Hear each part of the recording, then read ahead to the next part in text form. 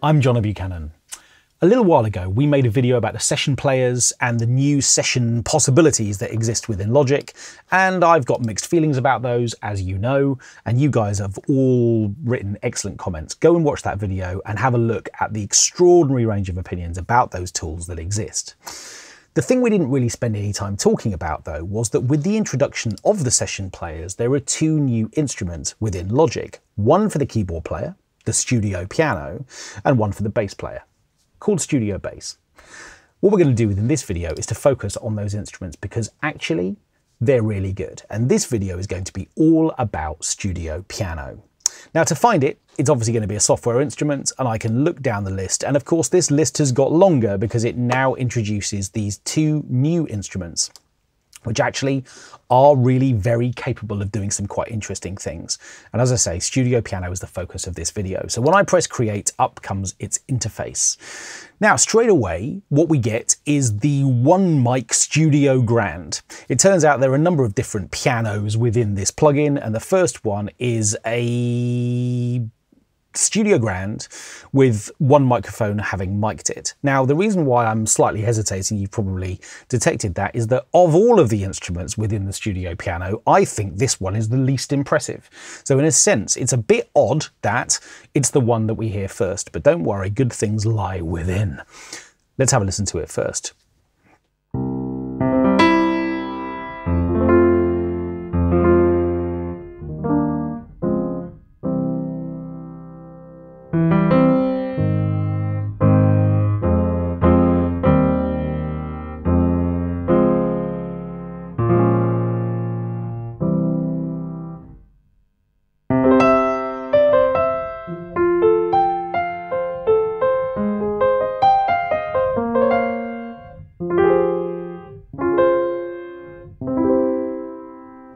Okay, so settings-wise, this is not the perfect keyboard to be auditioning this piano on, but nevertheless, what we've effectively got is our one mic instrument, and we've got a volume control. What could be more straightforward? But actually, there are some really interesting details down at the bottom which are worth exploring. Firstly, we've got a separate control for pedal noise. So if I've got a sustain pedal plugged in, which I do, it's around here somewhere, here it is. Sometimes you have to go and find it.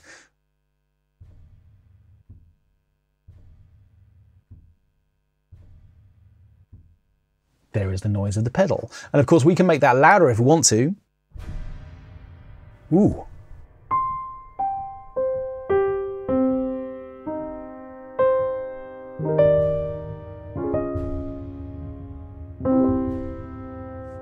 So if you want the piano at the edge of the universe and the big bang happening in the background, you can turn up the pedal noise and it gives us all this kind of rumbly wonder. Okay, we've also got a key noise control, which literally means the sound of my fingernails, or the person who actually played this or recorded this as it was sampled, the noise of them actually engaging the key at the point that it was played.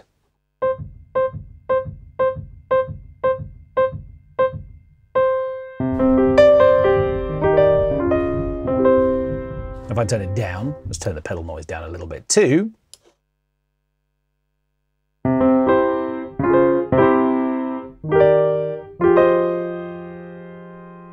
We get less of that sort of immediate extra attack that comes from extra key noise. Nice to be able to control it. Okay, the release samples are what happens when we let go of the note. Let's get rid of them all together. No noise. And let's turn them up.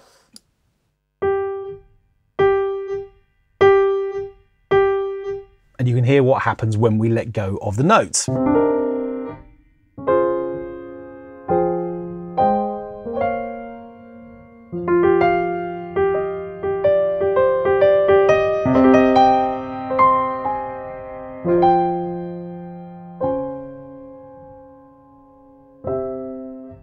And lastly, we've got sympathetic resonance. So this is all about how the strings interact within the piano. Do we want that kind of rich body experience that happens when we turn up resonance as each string interacts with the others around it? Or do we want to minimize that? Well, again, let me turn the release samples down a little bit. I want a little bit of that. And let's have a listen to what happens when we introduce sympathetic resonance. I'm going to play some lower notes. And with more.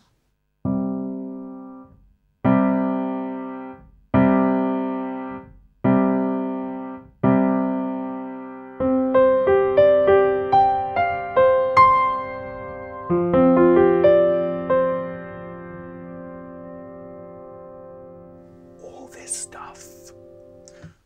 And as I've said, that's my least favourite of the pianos within this collection. Not bad. Okay, so why am I saying that? Well, when we actually click on the Studio Grand instruments, we have a chance to see that in addition to the one mic version, we've got a Studio Grand which offers us different faders. Now, one of my favourite things about this plugin is that it effectively starts behaving like some of the more modern piano plugins that are actually taking the world by storm right now. So you probably know all about Una Corda and Noir, the pianos that kind of exist within the Native Instruments universe, actually sort of created by Native Instruments, which give us this kind of felt piano experience. And in fact, it's fair to say that the piano's having quite an extended moment, both in terms of TV and film score, but also actually in terms of just a whole range of electronic music as well. Think about someone like Oliver Arnold's and the way that he's working both on his own as a composer, but also within the kind of Kiasmos universe as well. The kind of idea that a particular type of piano sound has got a role within a really broad context of music. John Hopkins would be another absolutely excellent example of what I'm talking about. And the thing about those plugins is that they don't patronize us by just basically saying, here is the instrument. And what I mean by that is, it turns out there are 3 separate microphone sources for this instrument, and if I turn them all off, it doesn't make any noise. And there's something I really like about that, because we've never really had that in Logic before. The idea of a sort of grown-up piano plugin that provides us with different microphone blends that we can control, and we're going to explore those in a minute. But if we're silly enough to turn them all off, of course it's not going to make any noise. It's like we haven't mic'd up our piano yet. Well, I like that. So firstly, here is the Stereo Mic A mix for the Studio Grand. So this, I think, is probably the same piano, but now it's been much more mic'd than it is within that one mic option.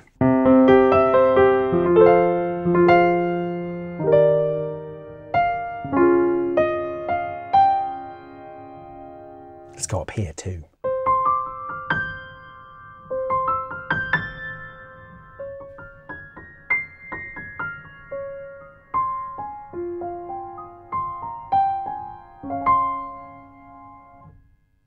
I don't know what the mics are. That one sounds quite nice.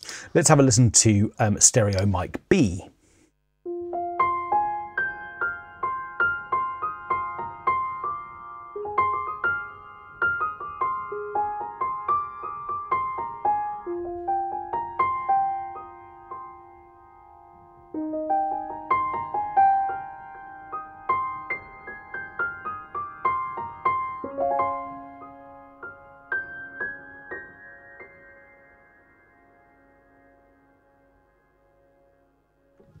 Nice, isn't it?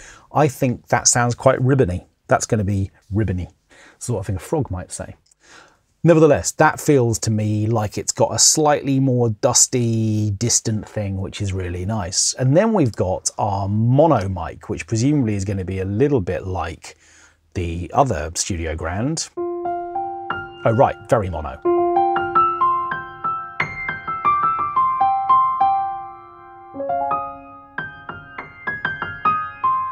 And I suspect that that will blend quite nicely with that.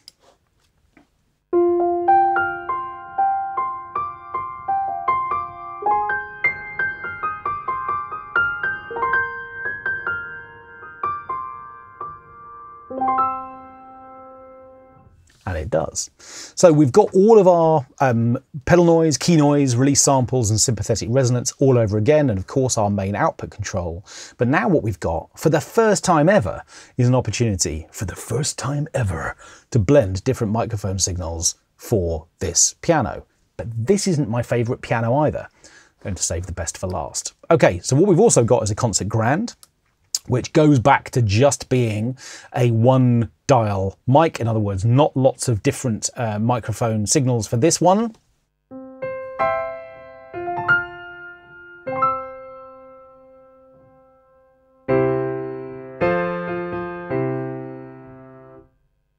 Don't like that one. But what we also have is a vintage upright, and this is where we are going if we want a sound that is a bit more like some of those other third-party pianos that I mentioned. And interestingly, as I swap this over, it remembers the microphone signal choices that I made for the Studio Grand as well, assuming perhaps that I might want to experiment with the same microphone configurations but on a different instrument. Well, that's quite neat too. So let's start with a bit of mono mic and a bit of stereo mic, and let's come back up here towards the top.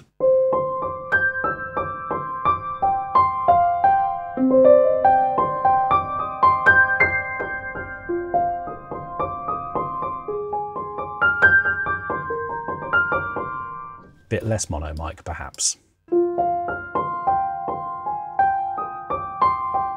Bit more key noise perhaps.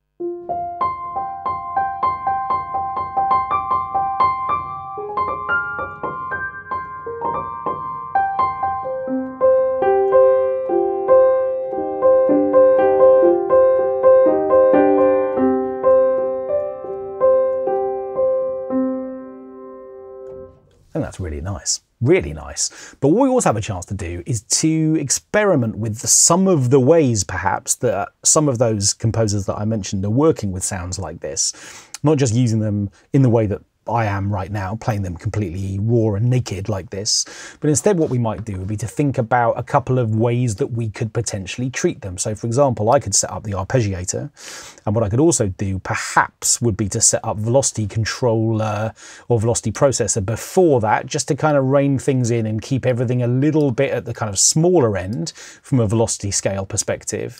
And then maybe what I could do within the arpeggiator would be to introduce a little bit of variation, some randomization, and what we could do would be to find something kind of beautiful and interesting.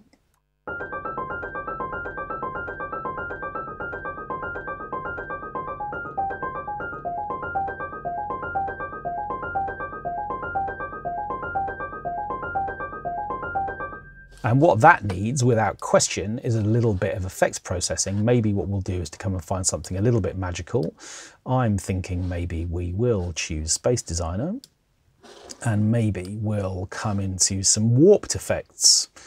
Moving spaces, they're always good. What do we think? In motion. Who knows?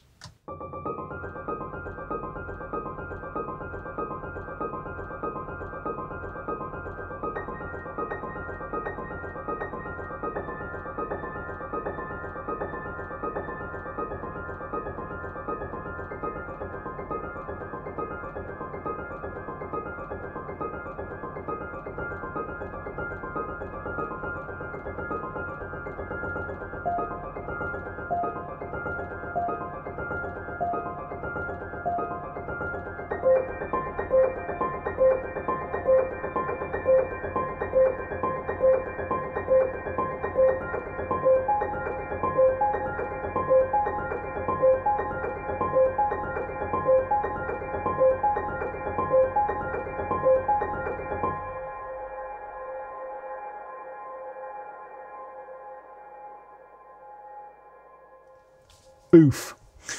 So let's put the star of the show back on the screen. I think Studio Piano is a massively useful addition to the range of pianos available within Logic. Yes, there are some for sampler, but they've kind of been there since records began, and it definitely feels like the kind of piano universe within Logic felt like it needed updating. And if it's taken the introduction of the session players to do that, well, you know, they are welcome. These plugins are welcome, certainly. I think this is a really interesting, excellent addition to the lineup of Logic's instruments, and in particular, I think the vintage upright feels like there's a place for it in the kind of modern piano universe of score and electronic music, if the piano is an instrument that you want to work with in those contexts.